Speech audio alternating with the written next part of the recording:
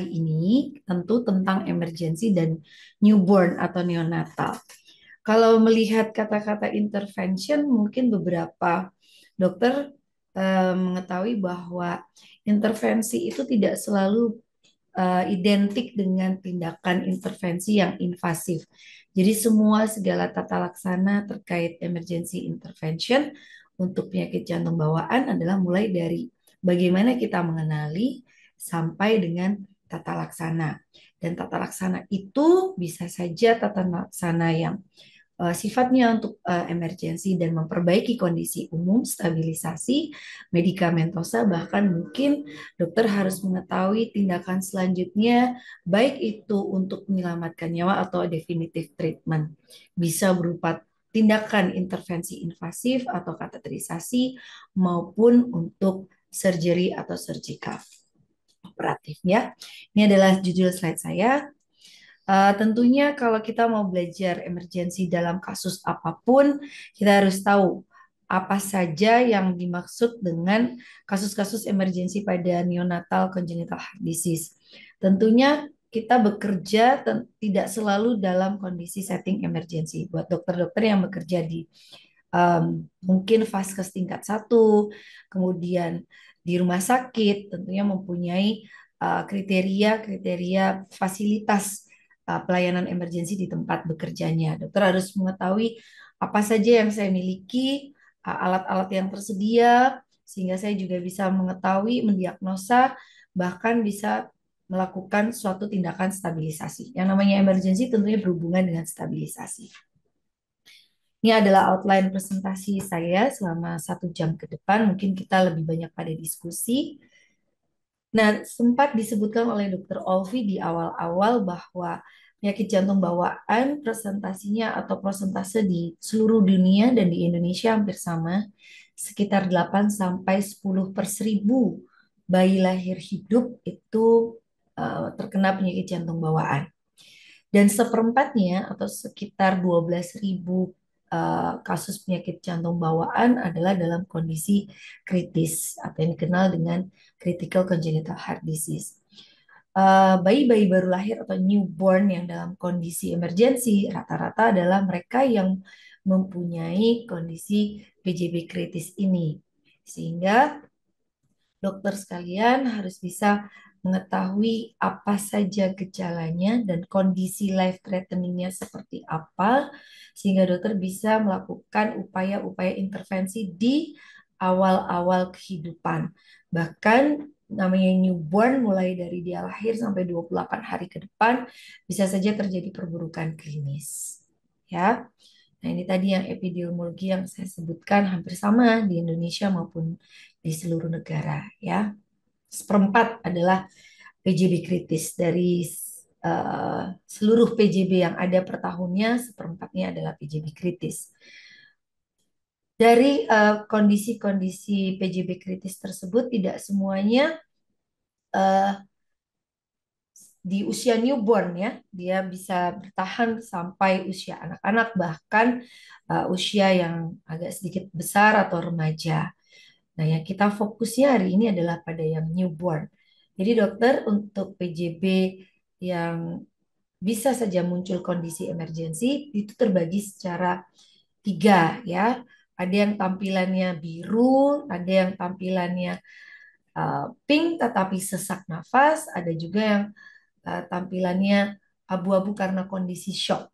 Nah, ini kita harus bisa melihat, membedakan seperti apakah penyakit jantung bawaan yang bisa menimbulkan kondisi emergensi. Ya, yang pertama kalau dia biru, contohnya adalah trunkus arteriosus, TGA, tricuspid atresi, tetralogy dan total anomalous pulmonary vein return atau drainage. HLHS, coarctatio aorta, aorta stenosis, ataupun dengan kondisi double outlet right ventricle disertai dengan LVOT obstruction atau aorta stenosis. Tidak semuanya PJB tersebut membutuhkan PDA atau membutuhkan ductus arteriosus yang tetap terbuka untuk menyelamatkan nyawanya atau duct dependent circulatory flow. Ini yang sebelah kiri bawah yang HLHS sampai Dorf dengan aortic stenosis. Dan yang di sebelah atas itu adalah untuk kondisi RVOT outflow tract obstruction atau atresia atau dengan transposisi. Gejalanya sama-sama sianotik, tapi yang kiri lebih ke arah shock dominan. Bisa biru, bisa tidak biru, tetapi kondisi shocknya lebih dominan. Kalau yang atas, 5 teratas itu datang dengan kondisi yang biru semakin biru. Contoh yang lain adalah Alkapa atau dengan kondisi congestive heart failure bila mana anaknya datang dengan kondisi yang lebih besar. Contoh yang lain adalah pulmonary stenosis, bisa derajatnya mulai dari yang paling berat ataupun sampai mendekati atresia. Itu kalau misalnya derajatnya masih sedang, berat, bisa terjadi pada anak-anak yang usianya lebih besar.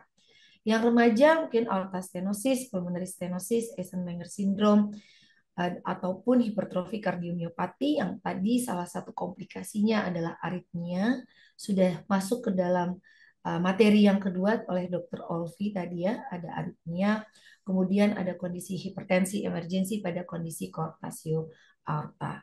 Jadi PJP kritis meskipun seringkali tidak terdeteksi, tetapi dokter bisa mendeteksinya di usia-usia awal kehidupan beberapa jam, bahkan setelah bayi lahir itu bisa terdeteksi. Kenapa? Yang namanya PJB kritis membutuhkan PDA atau ductus arteriosus tetap terbuka. Tadi juga sudah disebutkan sirkulasi yang fisiologis. Kenapa kita butuh ductus arteriosus? Kapan dia harus tertutup begitu bayi lahir? Ductus arteriosus ini secara fungsional menutup selama 2 hari. 24 sampai 48 jam diharapkan sudah menutup, tetapi secara anatomically dia diharapkan sudah tidak terbuka lagi sampai 2 minggu. Tadi Dokter Olvi bilang beberapa literatur bisa sampai 3 bulan ya. Nah, untuk prostaglandin sendiri itu dibutuhkan supaya ductus arteriosus ini tetap terbuka sehingga nanti ke depannya slide kita selama 1 jam berikut ini adalah berbicara tentang ductus arteriosus karena terkait PJB kritis serta penanganan untuk PJB kritis ini salah satunya adalah dengan prostaglandin inhibitor ya. Bagaimana dengan transisi fisiologi? Ini saya tidak terlalu banyak mengulang, tadi juga sudah disebutkan oleh Dr. Olvi.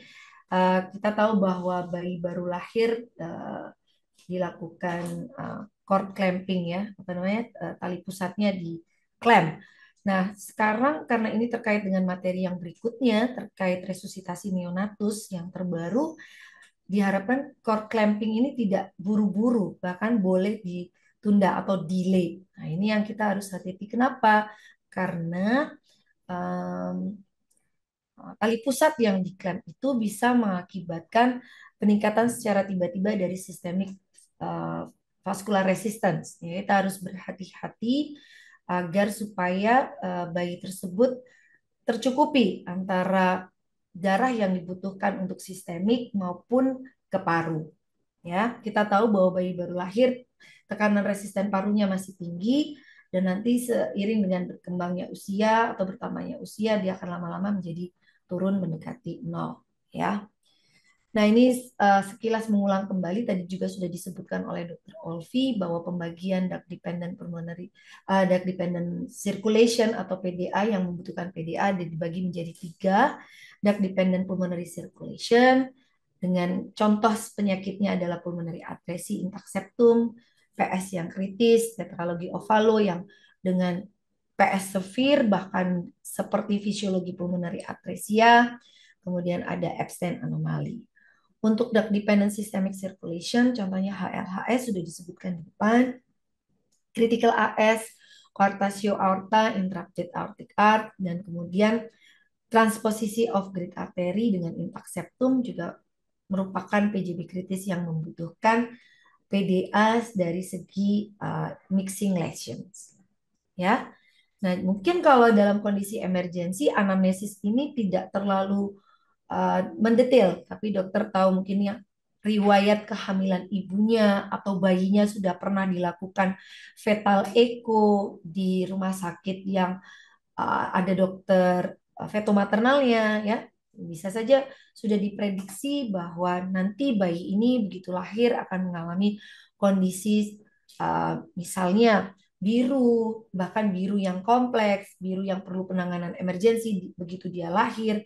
Nah, itu sudah bisa kita dapatkan dan bahkan sangat mungkin ya karena sekarang ini dokter spesialis sudah banyak tersebar, bahkan alat ultrasound kalau tidak salah juga sudah merambah ke vaskes tingkat satu yang diberikan oleh pemerintah. Saya rasa tidak menutup kemungkinan bahwa kita bisa mendeteksi kelainan PJB termasuk PJB kritis ini di sebelum bayi ini lahir ya. Kemudian kita bisa melakukan pemeriksaan fisik yang cepat dan tepat. Kita bisa melihat yang paling sederhana tadi yang sudah disebutkan, mungkin terlihat dari warna kulitnya yang merah muda. Kalau merah muda kita berpikir bahwa ini sesek ya, bayinya sesek. Mungkin kondisi congestive heart failure karena misalnya kardiomiopati pada bayi-bayi dengan ibu diabetes mellitus ya, atau adanya pirau dari kiri ke kanan. Tadi Dokter Olvi sudah menyebutkan ASD, VSD, PDA yang besar. Ya mungkin dia datang dengan keluhan sesak nafas, mungkin bukan bayi baru lahir, tetapi bayi neonatus 1 bulan ke atas, dia tampak sesak, kemudian tampak berat badannya kurang ya, atau bayi ini tampak biru. Nah, ini mungkin yang menjadi uh, titik fokus dari emergency in newborn ya, PJB yang sianotik dan termasuk PJB yang kritis. Atau pasiennya datang bayinya dengan kondisi yang shock. Kondisi shock itu kulitnya tampak pucat atau abu-abu ya. Jangan-jangan ini ada obstruksi di jalan keluar yang sebelah kiri. Misalnya contohnya AS severe atau coarctatio aorta severe atau HLHS. Kadang-kadang murmur itu tidak terdengar di usia jam-jam awal kehidupan. Ya, mungkin kalau sudah lewat 48 jam, mungkin ada terdengar murmur. Atau organomegali juga demikian, tidak terlihat pada bayi newborn, tetapi pada bayi-bayi yang sudah bisa bertahan 2 bulan, 3 bulan ya, atau infants gitu, kita bisa lihat. Atau disertai dengan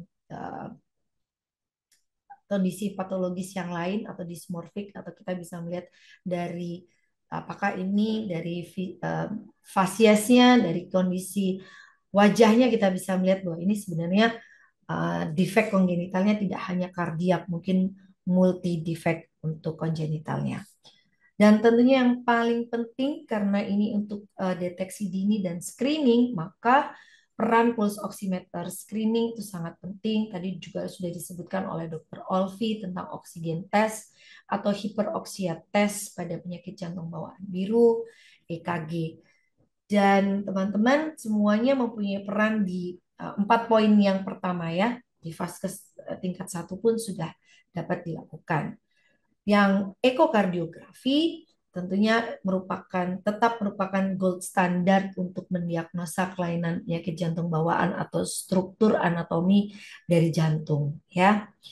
Nah, tadi sudah diulang kembali ya, ini slide ini untuk mengulang kembali bahwa pada penyakit jantung bawaan kritis secara garis besar penampakan fisiknya bisa pink, bisa biru, bisa abu-abu karena dia bisa disertai dengan kondisi respiratory distress maupun hipoperfusi yang sistemik.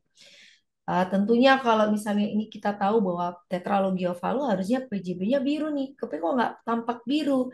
Jangan-jangan bayinya anemia. Anemia pada penyakit jantung bawaan biru itu sangat berbahaya.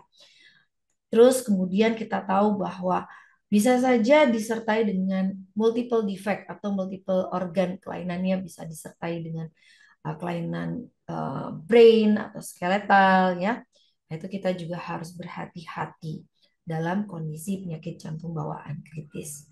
Nah, sekarang kita bicara satu persatu pulse oximetry screening pada newborn dengan kecurigaan ataupun kita tahu bahwa ini adalah suatu PJB kritis. Dia merupakan pemeriksaan yang sederhana, bisa dijangkau dengan dimanapun fasilitas kesehatan ada dan tidak menyakiti ya, non invasif itu tidak melukai, tidak perlu jarum, tidak perlu menyakiti bayi ya. Nah, prinsipnya adalah apa? Kalau hemoglobin arterialnya mengandung banyak oksigen, kadar oksigen saturasinya tinggi, dia akan tampak merah, bayinya sehat. Tapi kalau dia kurang oksigen, maka akan tampak lebih biru atau gelap. Nah, prinsipnya menggunakan spektrofotometri dan menggunakan pulsatile arterial blood flow. Jadi, kita bisa menggunakan, ada beberapa alat yang memang standar untuk dilakukan pemeriksaan pulse oximetry screening ini, dan banyak sekali pelatihannya bagaimana untuk mengenali atau menginterpretasi hasil dari pulse oximetry screening. Nah, dari pulse oximetry screening pada PJB baru lahir, terutama PJB kritis, kita berharap mendapatkan atau bisa menyingkirkan 14 kelainan PJB kritis. Yang pertama mungkin yang primer, yang sebelah kiri tadi juga sudah disebutkan di slide sebelumnya, atau yang sekunder PJB kritis mulai dari koartasio aorta sampai dengan single ventricle physiology PJB. Ya, ini mungkin dokter bisa kembali mengingat, merecall tadi apa ya, TGA, tetralogi ovalo, tadi bahkan dokter Olvi sudah menyertakan video ekokardiografinya sehingga memudahkan kita untuk mengerti, memahami anatomi, kelainan anatomi dari masing-masing penyakit jantung bawaan kritis ya.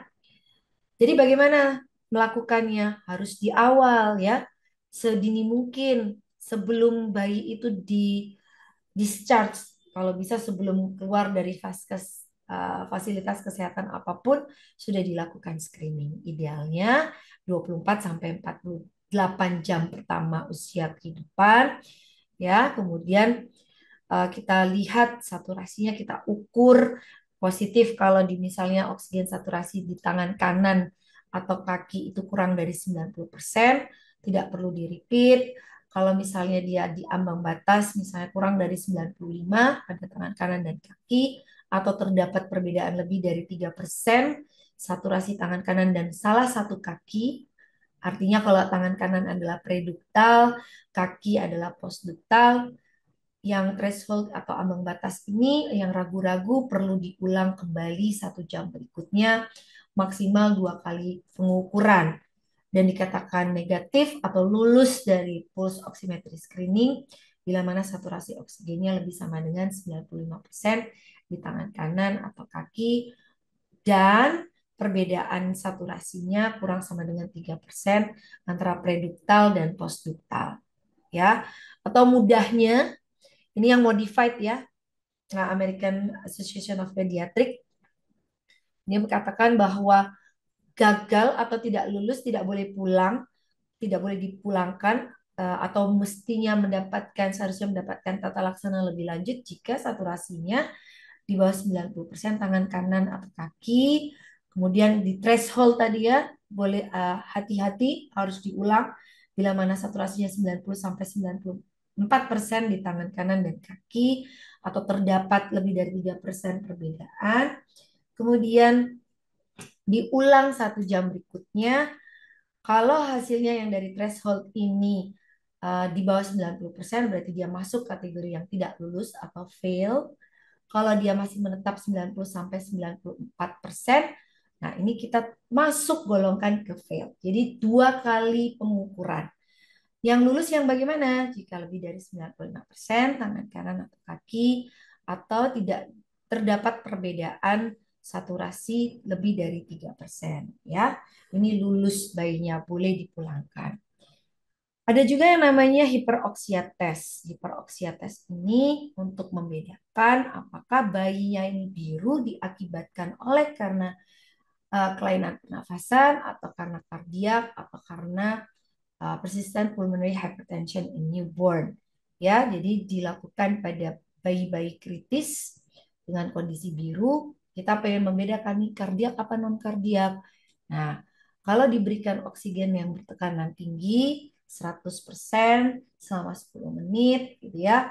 Terus kita ambil BGA-nya, kalau misalnya tidak ada BGA kita bisa mengukur saturasi ya, yang paling sederhana.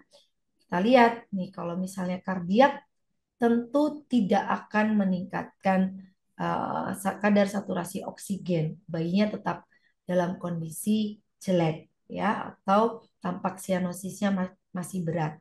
Tapi kalau misalnya PO2-nya jadi diukur dengan blood gas analysis atau BGA lebih dari 200, ya ini berarti kemungkinan besar adalah kelainannya bukan dari kardiak maupun PPHN, tapi lebih ke arah dari non kardiak atau paru ya.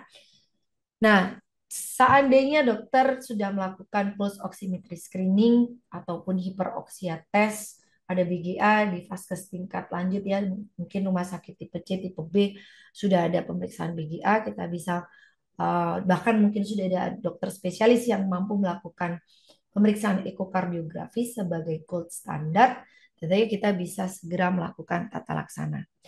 Kira-kira ini alat bantu ya, algoritma ini membantu kita kalau misalnya bayi baru lahir di APJB biru gitu ya, saturasi tangan dan kaki sudah diukur menggunakan pulse oximetry, kemudian dapatnya di atas 95% ya.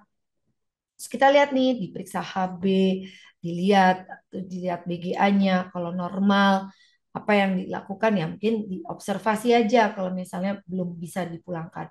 Tapi kalau dari hasil BGA-nya asidosis, kita tahu jangan-jangan ini adalah PJB kritis yang membutuhkan PDA.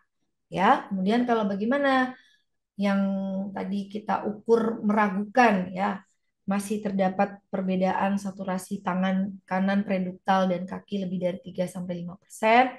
Jangan-jangan ini adalah right to left shunt atau PJB kritis yang membutuhkan ductus yang biru ya, ductus arteriosus dependent circulation. Bisa pulmonal, bisa sistemik, bisa mixing. Ini yang contohnya yang transposition of great artery. Kemudian bagaimana dengan saturasinya yang tampak lebih biru lagi di bawah, mungkin bisa mencapai di bawah 90%. Misalnya kita lihat nih takip muka, beradik muka pasiennya, apakah ada disertai respiratory distress atau tidak.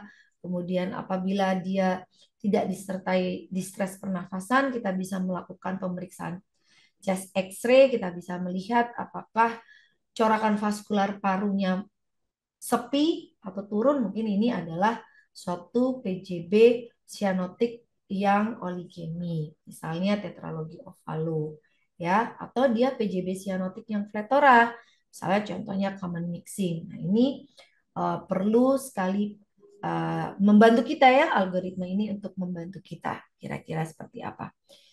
Nah, ini yang juga tadi sudah modified AAP, maksimal 2 kali pengukuran. Kalau yang ini bisa diulang lebih dari 2 kali. Intinya tidak boleh berlama-lama.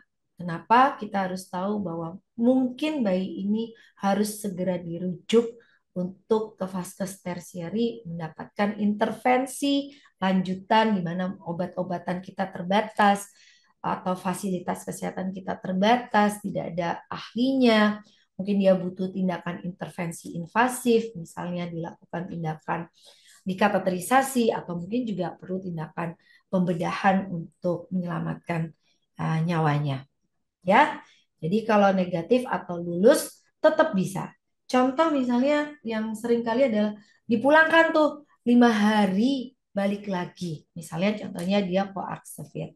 Jadi segala sesuatunya algoritma-algoritma yang ada tentunya untuk membantu kita melakukan screening, namun tetap harus berhati-hati. Yang namanya newborn atau PJB kritis in newborn itu bisa sampai bulan-bulan pertama setelah lahir, bahkan 1 tahun pertama itu membutuhkan tindakan intervensi. Ya, ekokardiografi memang betul merupakan gold standard karena kita bisa melihat anatomi secara jelas untuk menentukan apa sih? Oh, ini dia ada PDA-nya. PDA-nya ini yang justru menyelamatkan. Bukan kelainan PJB asianotik yang PDA saja ya. Ini PDA di sini untuk menyelamatkan nyawanya karena kondisi penyakit jantung bawaan kritis. PDA-nya kira-kira perlu dibesarin nih. Nah, jadi kita mungkin perlu merujuk ya. Ini salah satu contohnya. Nah, dokter sekalian, bila mana tadi sudah tahu bahwa oh kita perlu men-screening mulai dari pemeriksaan secara umum, general appearance, kita bisa menanyakan dari kehamilan ibunya, bisa mendapatkan anamnesis yang singkat kita tentukan pasien ini stabil atau tidak stabil.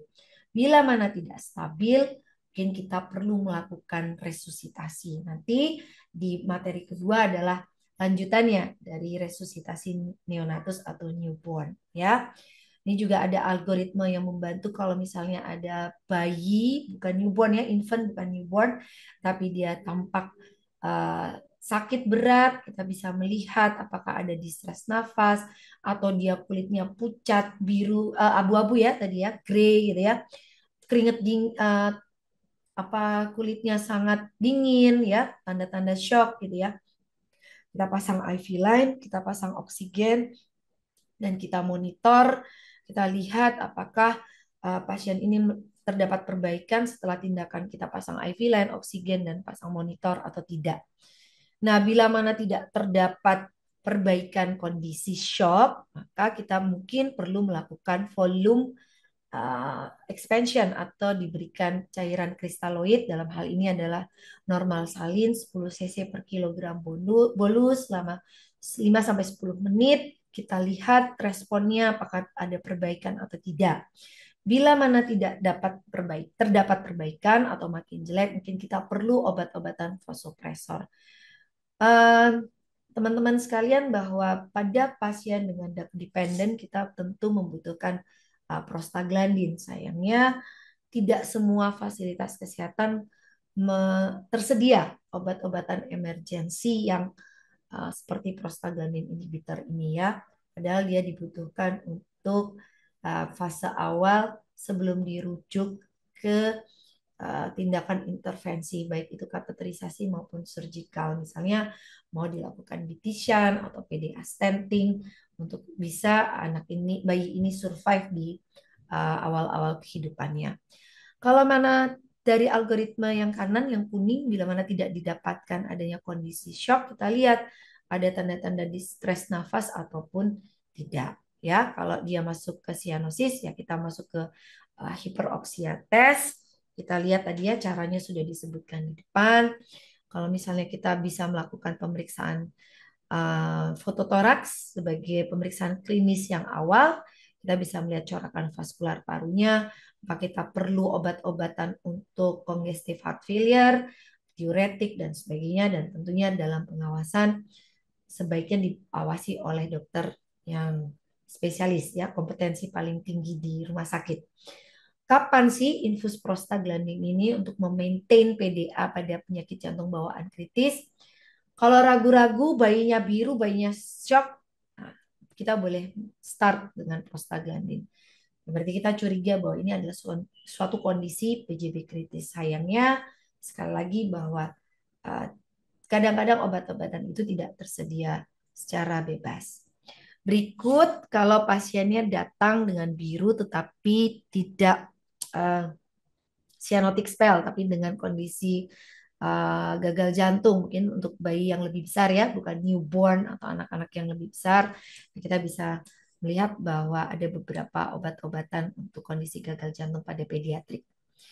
Nah, kondisi emergensi ini tata laksananya setelah kita mengenali, kita screening, kita tahu suspeknya PJB kritis atau PJB cyanotik yang butuh intervensi lebih awal. Tujuannya apa nih kita stabilisasi? Nah, satu, kita harus stabilisasi, resusitasi. Targetnya adalah oksigen saturasi. Oksigen saturasi 75-85% yang diharapkan. Bila mana perlu diintubasi, intubasi. Tidak boleh terjadi hipoksemia karena kita tahu bahwa komplikasi dari hipoksemia itu membuat kondisi bayinya semakin jelek ya. Jadi kayak lingkaran setan seperti itu. Jadi kita harus akhiri supaya diputuskan rantainya supaya bayinya bisa membaik atau stabil sebelum mendapatkan definitif treatment maupun tata laksana definitif. Kemudian kita melihat kadar glukosa juga penting. Kalau bila mana kita bisa melakukan pemeriksaan blood gas analysis sangat baik, kita observasi urin produksinya, kita evaluasi oksigennya, jangan-jangan tadinya sudah bagus, terus kondisinya turun lagi, desaturasi lagi, apa yang harus kita lakukan, apa intubasi kita sudah baik atau belum, apakah perlu obat-obatan yang lain, misalnya PGE1 infusion ya tadi prostaglandin untuk memaintain ductus arteriosus, atau kita sudah kasih bahkan sudah dosisnya sampai dosis maksimal. Ini buat dokter-dokter yang di rumah sakit besar di kota-kota mungkin sudah ada, pas lagi jaga gitu ya, kok sudah dapat PGM infusion tapi masih tetap desaturasi. Ya tentunya kita harus segera melakukan intervensi lanjutan. Kemudian maaf, nah ini tadi ya ABC, infus, oksigenasi. Kemudian kita perlu berikan obat-obatan emergensi. Jangan lupa bayinya dibuat sehangat mungkin sebelum kita lakukan rujuk. Nah, apa sih sebenarnya intervensi lanjutan ya? Intervensi itu ada dua, intervensi non bedah dan bedah. Nah, yang kebetulan yang saya sampaikan di sini ada terkait dengan intervensi non bedah atau dengan kateterisasi. Ada yang namanya yang balon sebelah kiri ini, ada balon putih ya kita bisa lihat, itu balon atrial septostomi.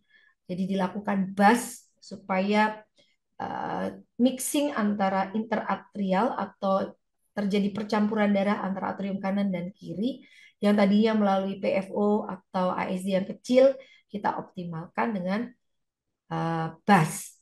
Kemudian yang kedua, tadi ada PDA, kita sudah kasih PG1 infusion tidak membaik, desaturasi terus anaknya, spell terus anaknya, dan kita tahu bahwa dari eko kemungkinan besar ada PDA, dan pasien ini bisa dirujuk untuk dilakukan PDA stent atau BT shunt untuk tindakan pembedahan.